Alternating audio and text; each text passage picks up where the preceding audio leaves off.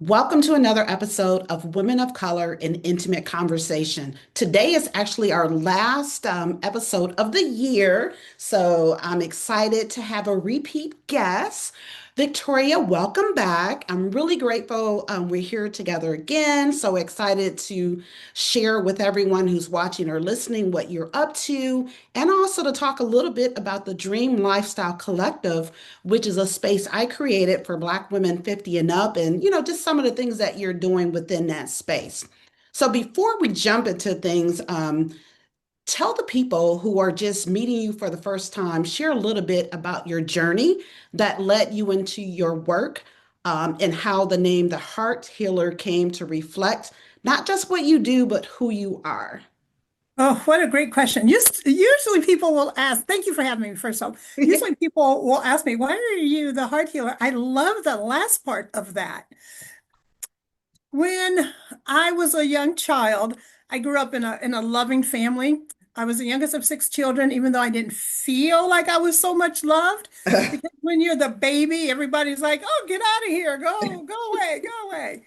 And I remember when I was about 2 years old, I was in my parents' room and they had sent me to my brother's room, who told me to get out, and they sent me to my sister's room. They told me to get out. Now, here's the thing. We only had three bedrooms, six kids, two adults. So baby Victoria did not have her own room, her own crib, nothing. That was mine as a child. And when my parents told me to leave their room and my brothers and my sisters told me to leave their room, imagine a toddler, a 2 year old still in diapers. At that moment, I felt nobody wanted me, nobody loved me. And I was just a baby. And I remember sitting by my parents' door, knees to chest, with no place to go. Oh, And that little girl sat by her parents' door for over 50 years. wow. How did she sit by her parents' door? I call that the hallway experience. That's that in between where you are and where God's leading you to go. And that little girl sat by that door in relationships that were non-committal, who would want me anyway. Um, I would become a very, very high achiever because I thought, man, if I was just good enough, if I just had enough, they would see me, they would love me, not knowing that they always saw me and they always loved me. But that little 2 year old brain stayed with me. And that put me in and out of depression for most of my life. And I remember in 2017 sitting by my bed, not caring if I was going to wake up the next day. Oh, wow.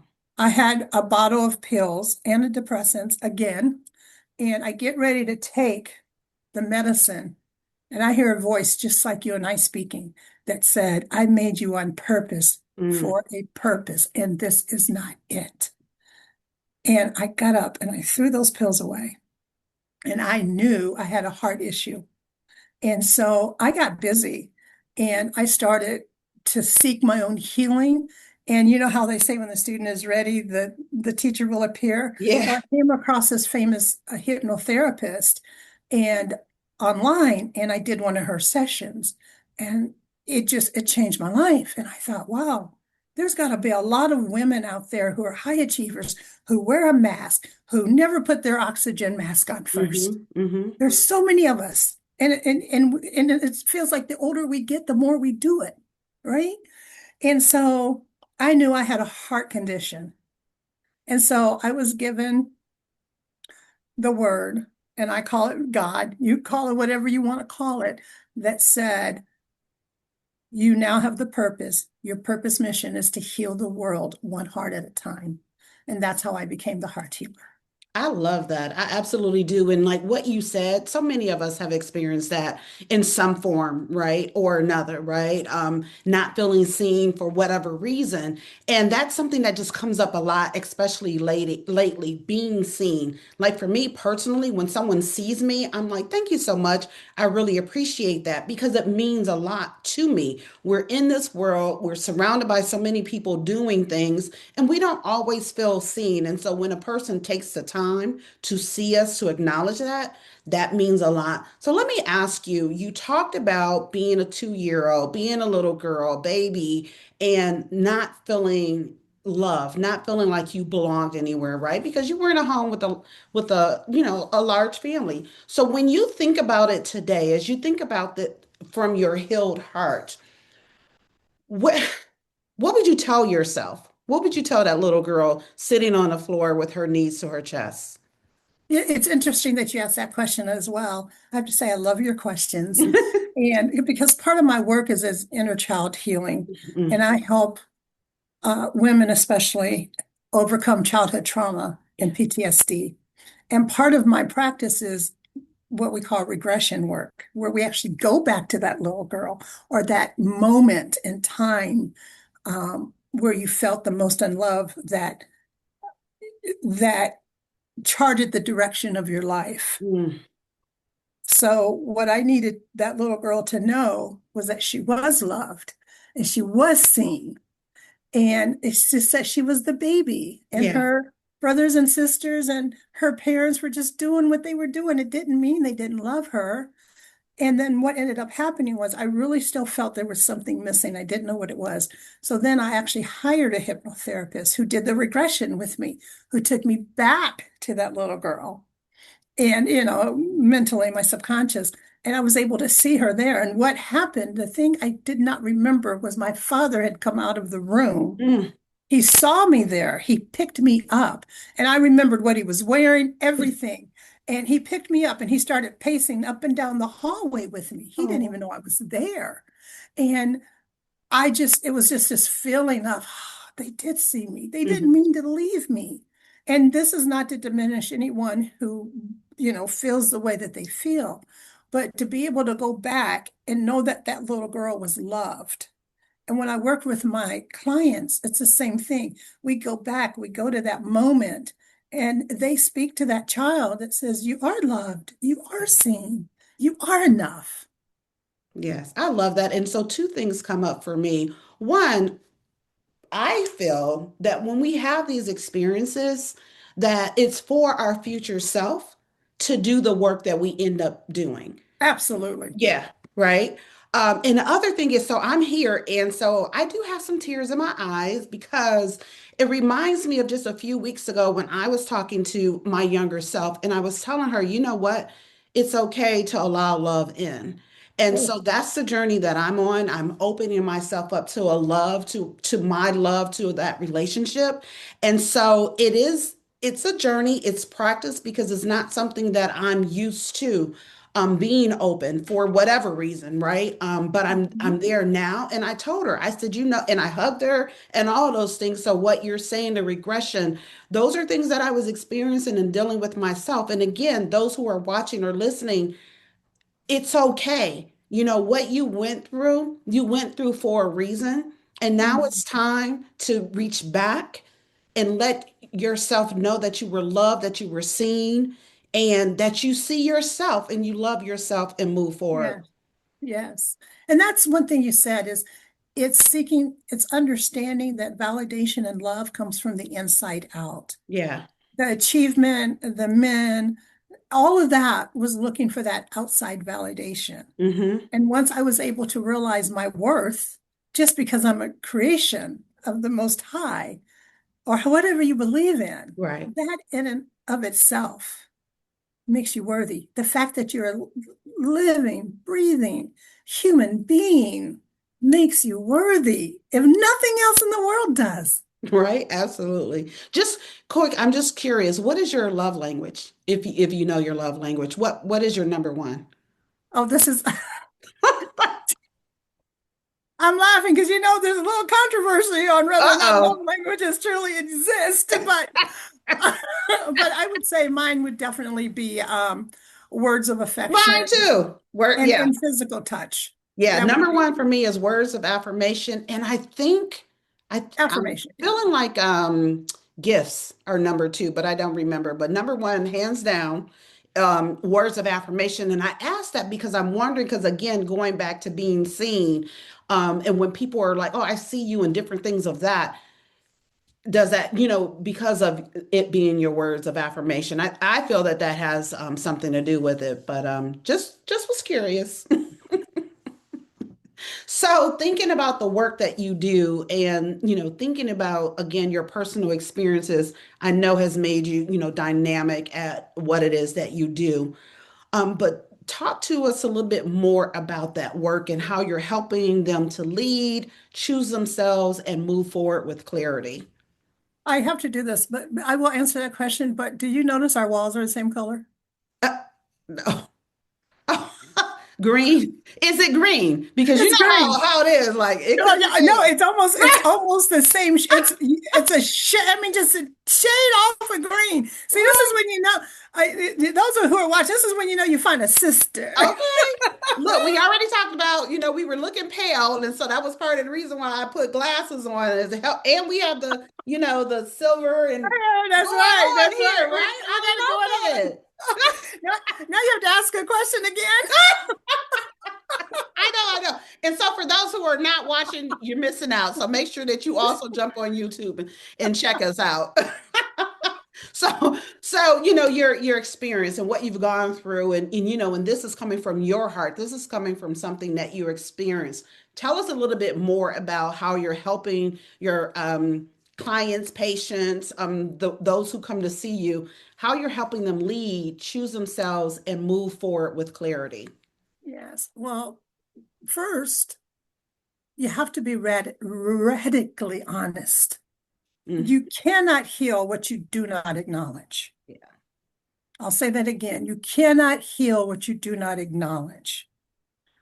When people come to me, I believe the most important thing that I do for them is I hold a safe space, Mm, a space where they're able to express themselves, a non-judgmental space. And we start with that peace, that calm that says, you are safe here. Because many of my patients, not patients, I'm sorry, many of my clients come to me, they have physical ailments mm, because they've held so much in for so long. It shows up in their bodies and anxiety and depression and insomnia in so many different ways. So just allowing them to breathe. yeah. And then another thing that's real important, once you acknowledge it, I allow them to forgive themselves because healing begins with self-forgiveness. Because when we're in trauma, we tend to blame ourselves for everything. Yeah. Doesn't matter who did it. We find ourselves saying, I'm sorry all the time. We find ourselves shrinking all the time. And that comes to something else. You are allowed to be bold and brave. You are allowed to do that in this space because this space is orchestrated just for you. And then because I'm an intuitive, I can often pick up on things that you're not saying. So I often say, I hear what you're not saying and I see Mhm. what you're not showing.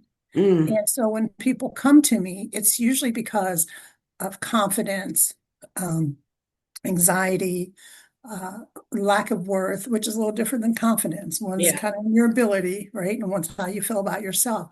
And overwhelm, you know, trying to understand that it's okay to say, not today, and teaching them and working through that. But one of the things that I do that I'm really, really good at, amongst other things, is I get to the root cause. Yeah.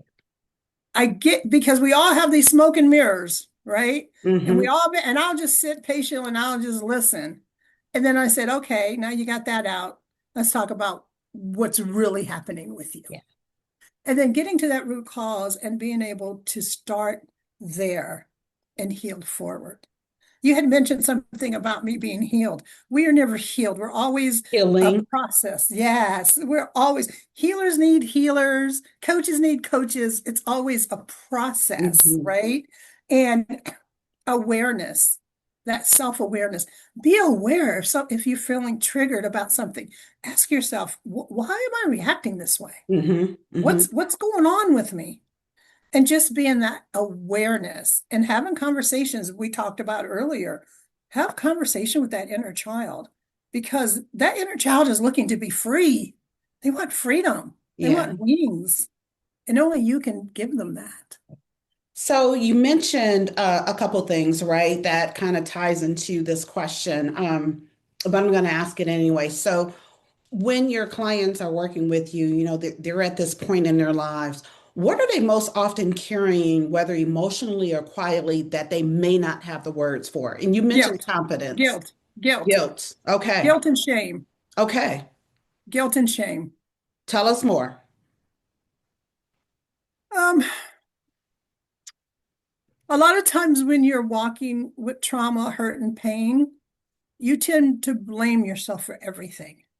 Well, maybe my father wouldn't have drank as much if I was a better child. Mm, Maybe my mother wouldn't be so mean if I wasn't such a bad baby. And so there's this guilt that you're carrying with you. And you know you shouldn't, but you still do. yeah. And that guilt also you're ashamed. So what do? You because this is what you feel, you bring that into your world and your relationships. Even in your professional life, you will usually pick a position where you're sometimes belittled, where you're overworked, where you're overwhelmed because you're still trying to get over that guilt and shame.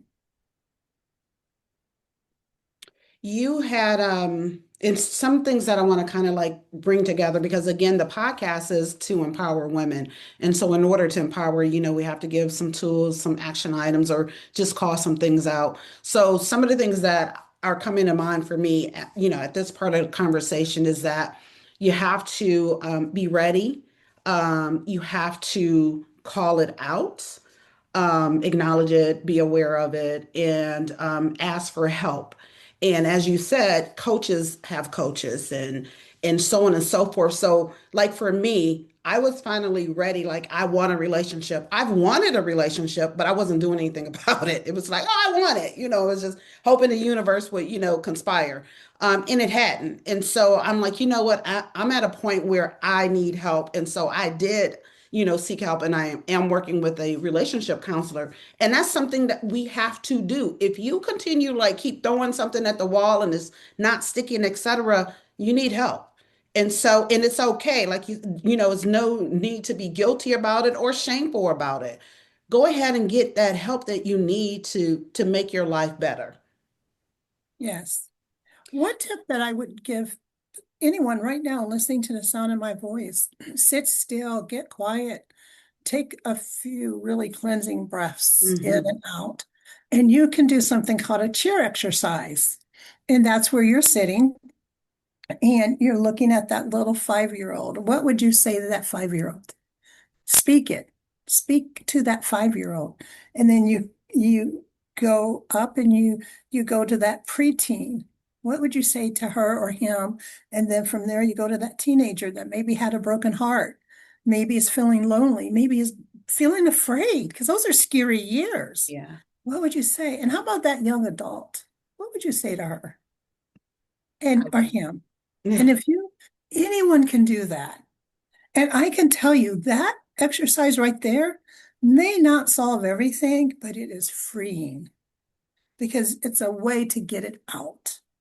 And just the breath alone, right? Just the Mhm. breathing. When we intentionally stop to breathe, oh my God, it feels because I was doing it while you were talking. I'm like, oh yes, calm, and it just brings you back, right? Because we're constantly moving through life and we don't take the time to intentionally breathe. We're breathing because as we're Mhm. alive, we're breathing, but we're not always intentionally breathing, and that does make a difference. So that along with speaking to different stages of your life, I can imagine how powerful that is. So you're in a different season now. How would you describe the work you're doing in this season and the kind of transformation women experience when they allow themselves to fully engage? Oof. The season I'm in, I am living my best life right Okay, now. I yes. am living my best life. For those who know me, they don't ask Victoria, "How are you doing?" They're like, "Where are you now?" Right, Because right, I am right. up and gone. I'm liable to be anywhere in the world. Hmm. I'm just I am really in a season where I'm I've worked really hard to get here. I'm able to live anywhere, do anything. I own Avalon Executive Assistants, and that's a marketing and branding company. We'll take you and get your vision out there. We'll let your voice be heard because that's what it's about, getting the voices out there, Yeah. getting your vision out to the world. And then we make you visible so that the world know you exist. That's what we do at my company, Avalon Executive Assistants. And right now, and that's assistance, ANTS. And the season I'm in now is really one of reaching back, Mm. reaching back and bringing others along the way. Whether I do that with speaking or whether I'll do that in podcasts or circles or however I can. And then, of course, I have the work that I do in inner child healing and trauma recovery. But yeah, girl, I'm living my life right now. I'm single and I'm okay with that. Yeah. I'm okay with being single. You know, if he comes out of the sky or however he gets to me, I'm open to it. But it's not something that I'm pushing because I am very, very happy right now. I love that. And so again, those that are watching or listening, it's okay to be single. It's okay to also, want and call in that love. So whatever you Exactly. want, whatever stage you're in your life, that's beautiful. And so when we were talking before, we said how, yes, when people like reach out to us, like, where you at? They know to ask that because we both share that a love of travel. And as a matter of fact, I was headed to New York tomorrow, You but I were. think I'm not because it's been snowing here in Detroit, and I don't even want to have to deal with all that because the flight is at 7 in the morning. So I probably won't go, but that there will be a flight soon. So Love that. now, when we talked before, did you tell me something about singing? Did you mention something about singing?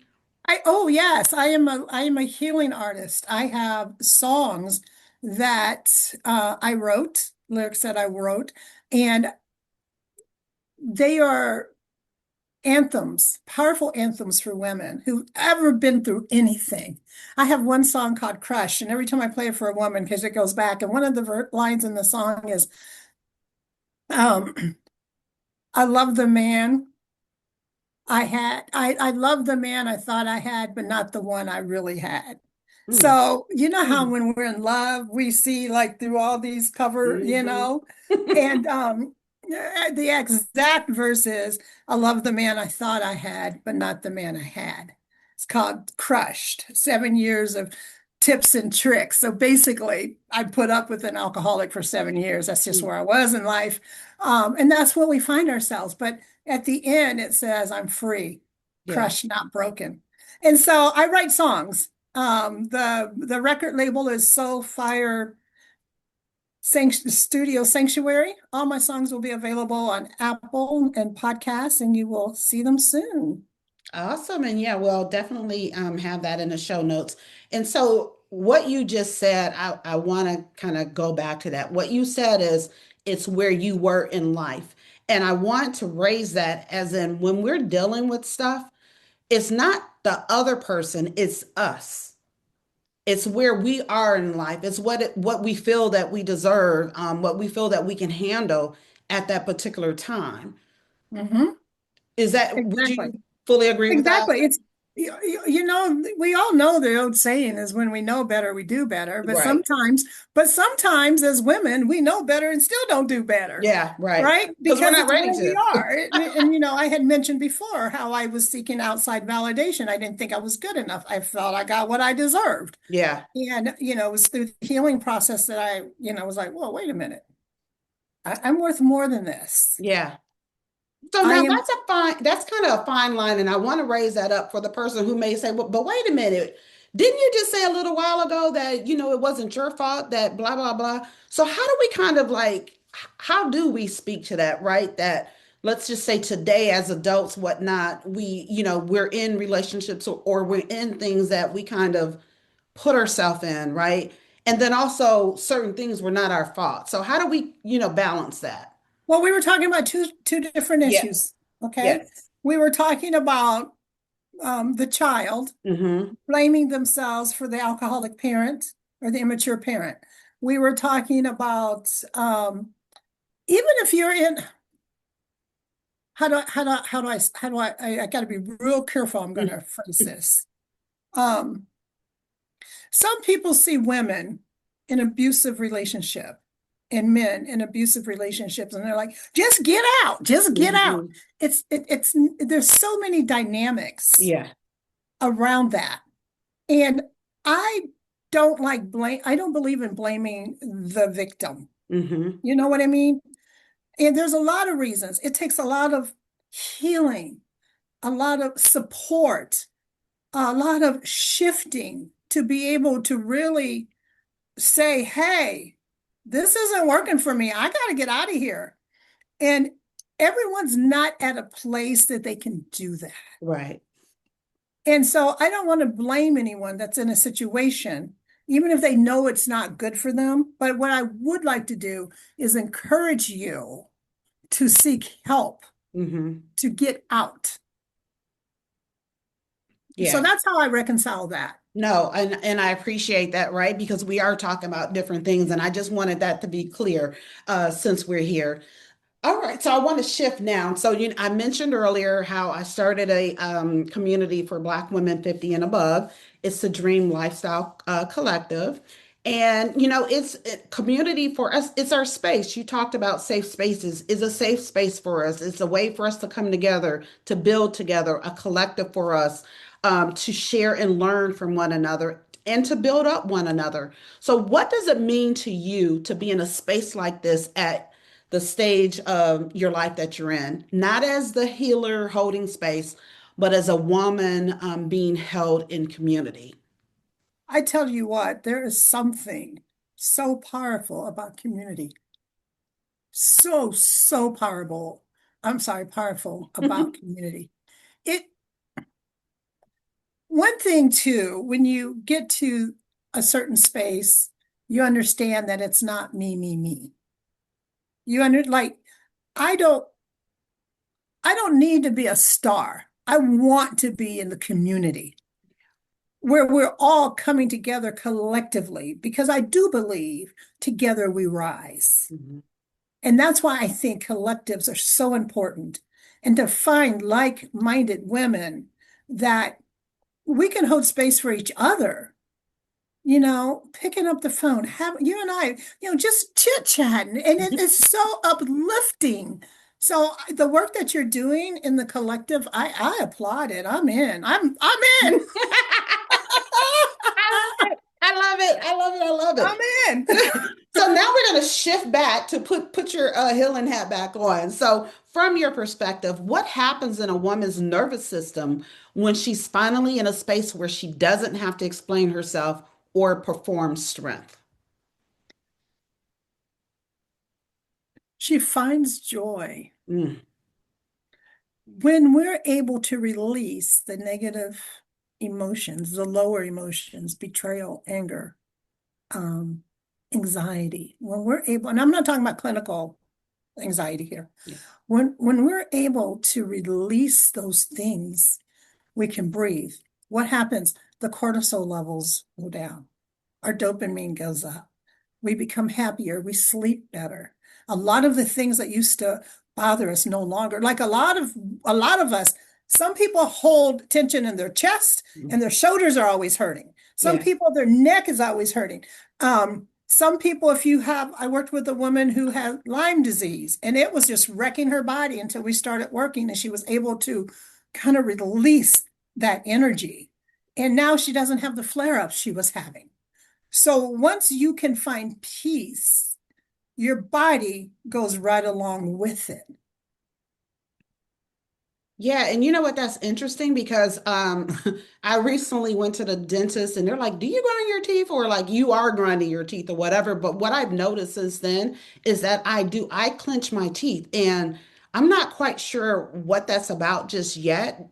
I don't feel that I'm stressed. I do feel like, I am living my dream life. I'm loving life, but I'm gonna have to get to the root of what's causing me to do that. But yeah, as you were talking, so there are some physical things that happen in our lives that are like kind of cues and letting you know, okay, maybe look at that a little bit closer, as to what could possibly be triggering or causing you to do certain things. So yes, it's physical, right? some stress, whatever, when it manifests physically, it's time, it's really time to go ahead and take notice and do something about that. Yes, and we're all different. For me, it's my stomach. If my stomach, I know something's going on up here and I got to face it. Yeah. Yeah. Okay. Well, so I want to zoom out for a moment. Do you believe there's a chapter of a woman's life, especially after years of caregiving, leadership, or survival, that society hasn't fully named or honored yet? And if so, how would you describe that chapter? Absolutely. I will describe that chapter as her time. It's her time. It's her time to be whom she wants to be, to honor herself. It's up to her how she wants to live that life. Again, let's go back to where our validation comes from. Society tells us one thing, but what do we feel about ourselves? That's what really matters. And I'm not talking arrogance, I'm not talking ego here. I'm talking your validation comes from you. Doesn't matter. Society is always going to be society. They're always going to say, finally we embrace our gray. Think about it. 10 years ago, we weren't embracing gray, Right now. right? We were dying and we were plucking and we were tucking and we were doing, right? Right. We were doing everything. Hmm. So after the caregiving, somebody asked me something, I say, no, my kids are grown, I'm gone. Right? That's when we can fully step into our own. Yes. That's when we can slow down. That's and then sometimes though, when we get there, we're a little lost Hmm. because we spent so many years pouring from our cup and not our saucer. And we don't know what to do at that time. And I think that's probably the hardest part. Is like, who am I? Yeah. If I'm not Stella's mom or if I'm not Bill's wife, now what's left for me? And I would like to say to the sisters that are listening, life has been waiting on you Yes. to live. We talked about travel.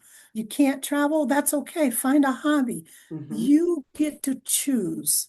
And what society says and what society is going to do, they're just going to do. Ageism, it's real. It's alive. Yes, it's true. If you're over 50 and you're trying to get back in the workforce, good luck. That's why I love Avalon. What we do there is because you don't need the workforce. We're going to create your own business. Absolutely. Stop No. working for somebody else. You Oh, spent all these right. years working for somebody else. It's time for you to do your own thing and get paid for it. That's right. Bring that expertise and let it be something you do. And that's again some things that we're going to get into in the collective. So absolutely. So here's something new that I want to throw out to you. Uh-oh. It's something I do every year, but I haven't seen posts about it. So that's why, added it into this conversation. So when we look ahead, right, and ahead is in what, 2+ days to 2026, what's your one word that will guide you through the year? I thought about that because every year I have a word. Yeah. And the thing I love about my word every year is when I look back on those words, it's how every word I have every year um, builds. Hmm. It builds on the next year, Yes. right? Yes. And so this year, and I think it's a word that I've been really working towards, it's just freedom. Okay. That's my word, freedom. Okay. I love it. I love it. Absolutely. So my word in 2022 was live, and then it became live a dream lifestyle, which is my brand, right? And Yes. so it became my way of living. It also became my brand. And then for this year, my word is unprecedented. And so I think we're going to move it into expectancy for 2026 with the underlying. So that's where I'm at right now. And I want to invite those who are watching or listening to think about it. Think of your word for 2026, how you want your life to be, how you want it to present for you. It's like you say that word and then you live into that word. That's what I want to invite all of you as we count down to 2026 to start thinking about your word and then declare it. Say it so. Yes. So, as we close, and for everyone listening, again, I want to invite you to sit with that question for yourself, think about it. You don't have to come up with a word today. If you do, you do, right? Because sometimes it just hits you. But just notice what's pulling at you, what's really resonating with you, and again, how you want your 2026 to look. And Victoria, I want to thank you so much for your wisdom, your honesty, your presence, for coming back, right? Because this is your Thank you. second time. And again, for saying yes to the collective, because we're going to do some great things. You mentioned the circles. That's what's coming up in January, and you're guiding one of those. So again, I thank you. And Two so of before them. and before we say goodbye, and we're saying goodbye to 2025, what would you like to leave those who are watching or listening with? Yes, the thing that I leave all conversations with is I see you, you matter, and you are enough.